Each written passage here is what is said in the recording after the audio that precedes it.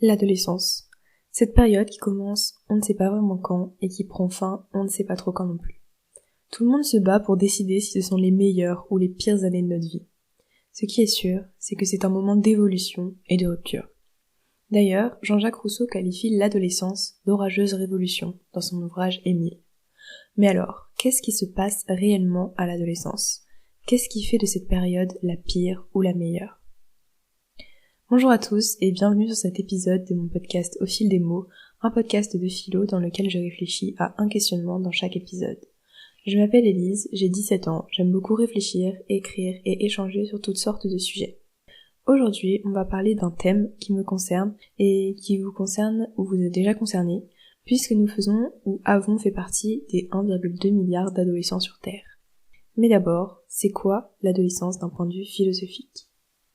Si on fait simple, l'adolescence, c'est le passage de l'enfance à l'âge adulte, et en réalité, c'est surtout une période de crise. La crise d'adolescence, comme on l'appelle. Et contrairement à ce qu'on dit, ce n'est pas juste un moment où on se plaint et où on a besoin de liberté. C'est une crise existentielle et profonde. D'abord, selon Paul Ody, un philosophe français contemporain, l'adolescence, c'est la première confrontation avec la finitude humaine. C'est le moment où on se rend réellement compte que la vie a une fin, et qu'on ne sait pas quand sera cette fin. On se découvre une certaine impuissance face au fait d'être en vie. On ne nous a pas demandé si on voulait naître, et on ne nous demandera pas quand on voudra mourir. On est confronté à notre impuissance, et Paul Ody relie ces sentiments au comportement typique de l'adolescence, à savoir la plainte, le désespoir ou la honte. Je pense qu'on sera d'accord pour dire que c'est aussi le moment où apparaît l'angoisse. Ce terme, au sens actuel, désigne une peur indéterminée, qui n'est pas liée à un objet particulier, mais qui se rapporte au monde. Elle est souvent liée à une sensation d'oppression, d'étouffement, parfois presque physique. C'est une sensation globale qui semble ne venir de nulle part. Le mot apparaît avec le philosophe allemand Schelling, et c'est pour lui un état intrinsèquement lié à la condition humaine, c'est-à-dire qu'il est normal pour un être humain d'être angoissé. Et si on regarde bien, c'est tout à fait logique que l'angoisse apparaisse à l'adolescence, parce que pour le philosophe danois Søren Kierkegaard, d'un point de vue ontologique, l'angoisse est liée à un mélange d'effroi et de fascination, provoqué par le néant et la mort. Je tiens juste à définir le terme ontologie. En fait, c'est une branche de la philosophie qui s'interroge principalement sur le sens de l'être. Donc comme je disais, l'angoisse serait liée à la perspective du néant et de la mort, et je le rappelle, l'adolescence est justement la période où on prend conscience de notre finitude. De manière inhérente, je pense que cette prise de conscience sur la mort nous amène à ressentir pour la première fois l'impression que le temps passe vite. Quand on est petit, on a tous envie de grandir, et puis à l'adolescence, on trouve que tout passe trop vite. Parfois, on aimerait que le temps se fige, puis au bout d'un moment, on a même envie de revenir en arrière. Durant l'adolescence particulièrement, cette impression sur le temps est souvent liée à la peur de l'avenir. Au collège et surtout au lycée, on doit se décider par rapport à nos études, avec des dates limites pour donner nos choix. Dans le système scolaire français, on doit choisir nos spécialités, faire nos vœux Parcoursup, et puis on nous demande sans cesse le métier qu'on veut faire plus tard. Pour la majorité d'entre nous, c'est assez compliqué. Le fait d'avoir à se concentrer sur le futur nous empêche de penser au présent. Par exemple, certains n'arrivent pas à trouver leur passion, ils n'arrivent pas à se passionner pour un domaine particulier et font des choix sans conviction parce que sur le moment, ils n'ont pas encore eu la possibilité de réellement savoir ce qui les rendrait heureux. Quand on est dans ce cas-là, on trouve que ce qu'on fait manque de sens. On a l'impression de tout faire par obligation, sans réelle animation ni plaisir.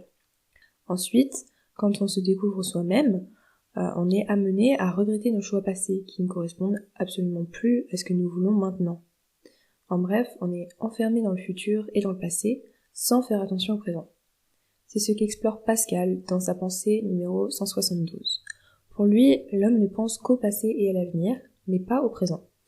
Il espère se délivrer du passé ou bien être heureux à l'avenir. Mais en pensant de cette manière, il est inévitable que finalement on ne soit jamais heureux.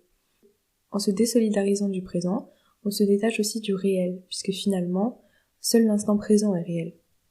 Toujours selon Pascal, le présent nous afflige parce qu'il n'est pas à la hauteur de nos espérances. Je ne sais pas si vous avez remarqué, mais il y a souvent plus d'excitation dans le désir que dans la satisfaction de ce désir. On attend impatiemment un moment précis, et lorsqu'il arrive, il n'est pas à la hauteur de ce qu'on imagine. Ainsi, on préfère rêver du bonheur plutôt que de le vivre.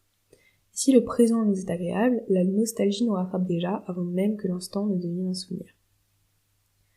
Pour mieux vivre l'instant présent, Il nous faudrait alors nous détacher du passé et de l'avenir. Dans Considération inactuelle, le philosophe Nietzsche montre que l'animal vit, je cite, sans dégoût ni souffrance. Parce que, contrairement à l'homme, il ne retient rien. Pour Nietzsche, c'est donc le poids du passé qui fait souffrir l'homme et l'empêche d'être heureux. On peut alors voir un certain paradoxe de l'humain. Pour mieux vivre, on devrait oublier certains éléments qui nous pèsent, mais on s'efforce justement de se souvenir de tout. On pourrait presque dire que c'est une forme d'auto-sabotage. S'il paraît quasiment impossible d'oublier le passé, puisque notre cerveau fait de son mieux pour le retenir, on peut néanmoins se pencher sur la question de l'avenir et des attentes qu'il suscite. Pour se détacher de cette peur ou de cette espérance de l'avenir, la pensée stoïcienne peut être d'une grande aide. Épictète écrit dans son ouvrage Entretien que pour être libre, il faut souhaiter que les événements arrivent, non pas comme on les voudrait, mais comme ils arrivent, c'est-à-dire accepter les événements tels qu'ils sont. Dans Manuel, il écrit qu'on devrait aussi se détacher de ce qui ne dépend pas de nous, comme le comportement des autres, le jugement, l'opinion des autres sur nous, et ce qui résulte du hasard. L'avenir, qui est donc incertain, et dont nous ne sommes en grande partie pas responsables, est donc un de ces éléments qui ne sont pas libres. Effectivement, comment pourrait-on être tenu responsable de ce qui n'a pas eu lieu, et ne va peut-être jamais avoir lieu ? Quand on imagine les pires perspectives d'avenir, à savoir l'échec complet, il serait donc plus raisonnable de se demander « et si tout se passait bien ?» plutôt que « et si tout se passait mal ?»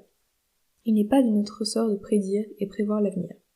En revanche, si on ressent une peur à propos de l'avenir, et si on se sent parfois coupable de faire, d'avoir fait, de ne pas faire ou de n'avoir pas fait quelque chose pour notre avenir, c'est parce que nous exerçons tout de même une certaine influence sur celui-ci. Mais dans ce cas, rien ne sert de ressasser le passé, ni de se préoccuper de ce qui ne dépend pas de nous. On a à se concentrer uniquement sur nos actions présentes, ainsi qu'à la manière dont elles serviront potentiellement à notre avenir. Antoine de Saint-Exupéry écrira d'ailleurs « L'avenir n'est jamais que du présent à remettre en ordre. Tu n'as pas à le prévoir, mais à le permettre. » Évidemment, arrêter de ruminer nos erreurs passées et se concentrer uniquement sur ce qui dépend de nous est plus facile à dire qu'à faire.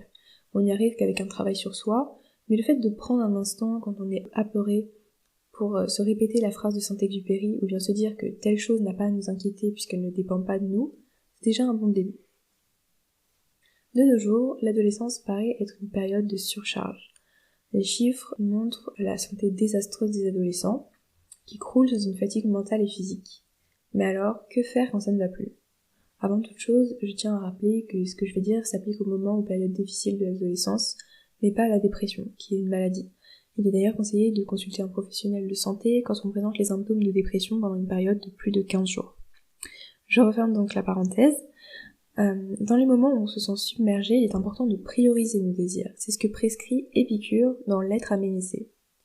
Pour lui, le but de la vie est le plaisir, mais par plaisir, il entend une situation dans laquelle l'âme n'est pas troublée et où le corps ne souffre pas.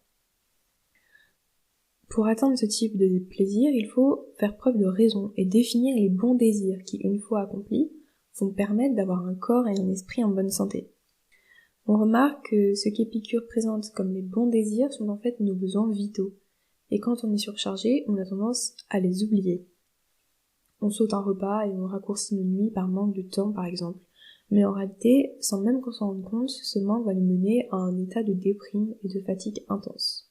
On ne peut rien accomplir si ces besoins ne sont pas satisfaits. D'ailleurs, ils correspondent aux besoins physiologiques de la pyramide de Maslow. Le psychologue Abraham Maslow a créé cette pyramide pour hiérarchiser les besoins.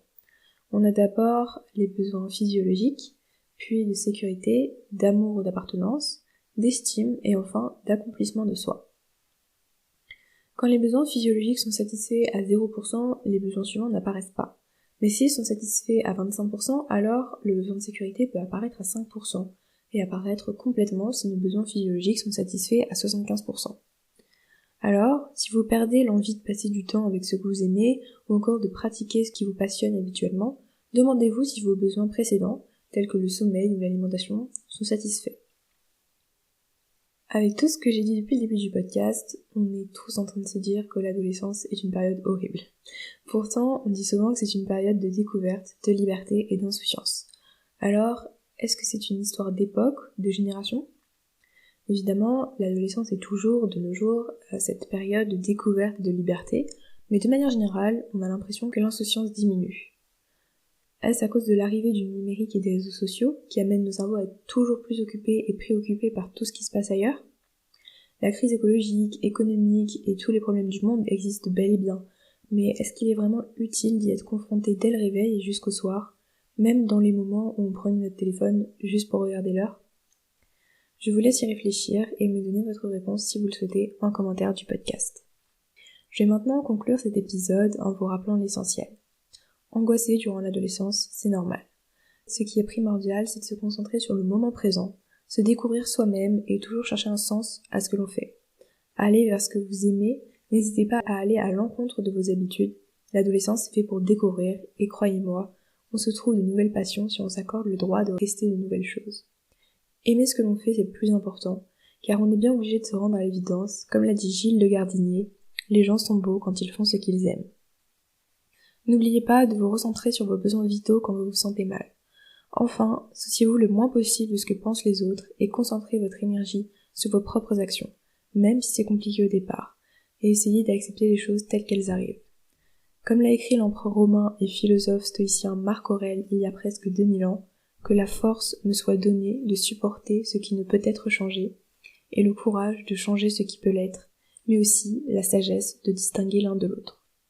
Merci de m'avoir écouté, n'hésitez pas à me donner votre avis en commentaire, et je vous souhaite une bonne journée ou une bonne soirée.